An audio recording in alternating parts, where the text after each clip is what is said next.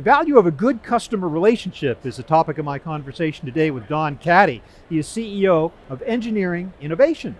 Hi, Don. Good morning. Thank you very much for being with me today. So we know we're in an industry that's known for operational complexity, highly competitive in nature. How does a company then prioritize and foster customer loyalty? Well, I think there's a couple factors in that. One, when you say prioritize, it's really easy for companies to get lost in going after that brand new shiny account, Yeah. and then, but if you don't scale your organization properly, then you end up leaving your customers who have been paying the bills all along the way, leaving them behind and not treating them fairly. So I think it's important to prioritize, current customers and their needs over the next deal, Yeah. So, But retailer budgets are tightening. yep. These are tough times for a lot of retailers. And I'm wondering what might be some good indicators of where they could spend their time and effort to really have an effective good relationship with their customers. So, with retailers, it's important that I think that they maintain accuracy in their operation. Okay, because we all talk about speed, like, oh, I want it tomorrow. I placed an order on Amazon, I can't figure out why it's not there 10 minutes later.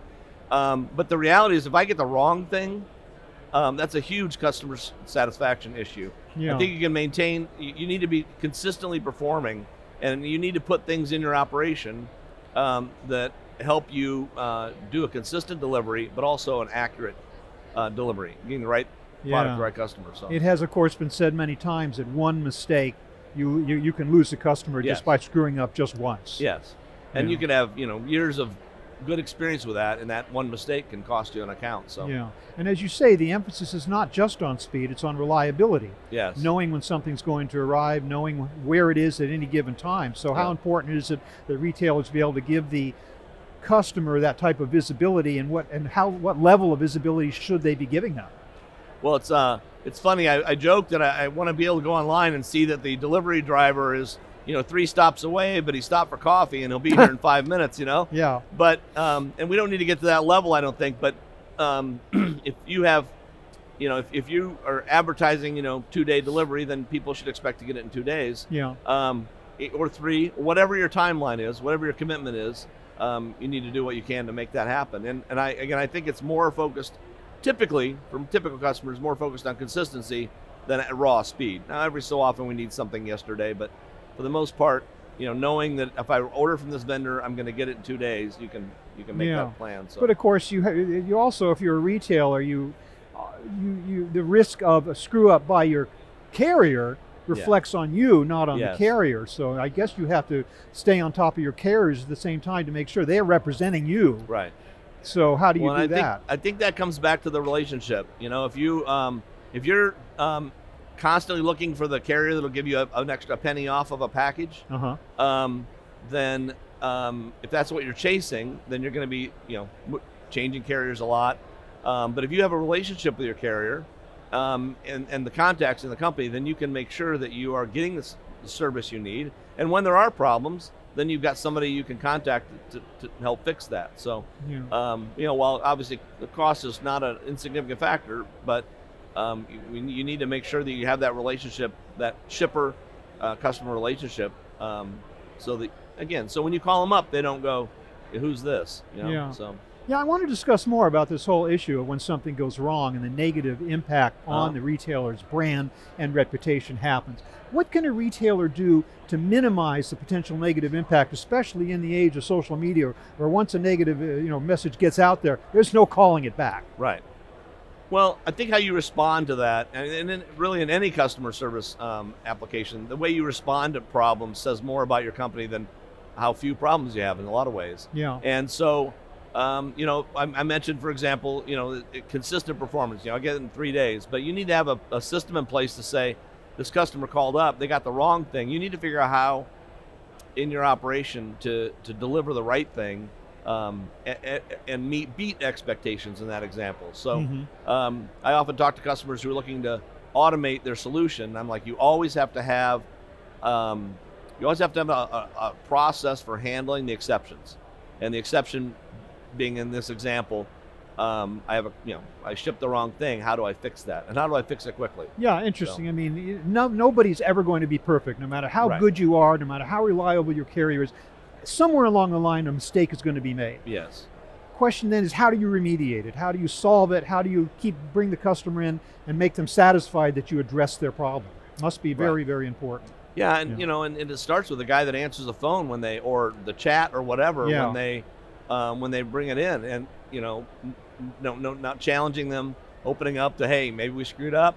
Let's get how can we fix this for you? Mhm. And often it's asking that question because how can I fix this problem for you as Yeah. quickly as possible. So. Well, go say, we've sort of been talking about this all along, but sell me on the importance of having a close, positive relationship with a customer as opposed to just the transactional nature of an e-commerce transaction. Why is it so important today? Well, in our business, it's important because you need to know what the customer's needs are so you can anticipate them. And in some cases, maybe better than the customer. Mhm. And you can be much more having that relationship with the customer. It brings loyalty from them. So, it means that when they have a problem, they call you first. When they're looking for something in a retail market, when they're looking for something, they look to you first because you've delivered in the past.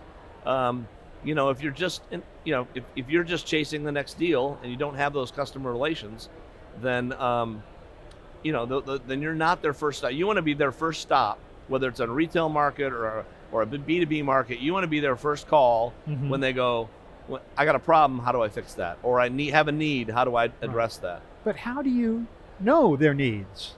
I once had a customer who we got off to kind of a rocky start, and we had and then all of a sudden I got a phone call from them and saying that I was their one of their preferred vendors, which I said, how did that happen? And they said, well, for starters, you returned phone calls after we paid the bill.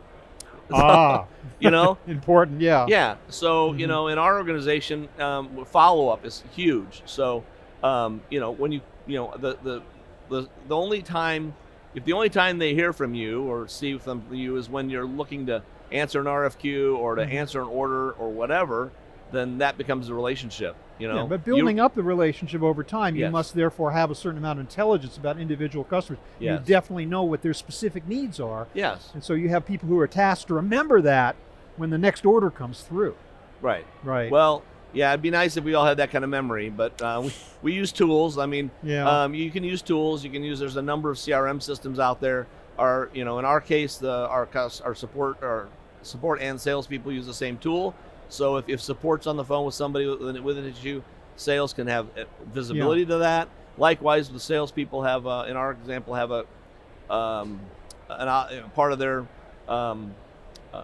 what they're required to do is to contact customers on a regular basis, whether there's new business there or not. Yeah. Just to contact them because, again, you don't want to be a stranger. So. Okay, Don, well, thank you so much for helping us to understand why it is important to have a good relationship with customers and how you can foster those over time. I really appreciate your insights on that. But I want to ask you very quickly about engineering innovation specifically. Who are you guys and what do you do in this respect? So engineering innovation is we provide solutions in the parcel logistics market. We have like pick to light, put to light.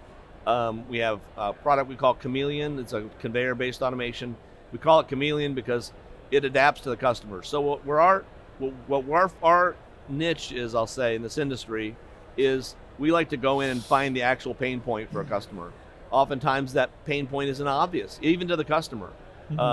So we like the opportunities to visit sites, and we like the opportunity to go visit people, see them in operation, and help find where we can fix, where we can provide them the most benefit. So, the days with the labor shortage the way it is, you've got to leverage every person you can. So we really focus on solutions that amplify your labor and get more out of them. So, Don, thanks again for being with me. I really appreciate your time. It's no problem. I enjoyed it. Thanks. I was speaking with Don Caddy of Engineering Innovation. Thank you very much for watching.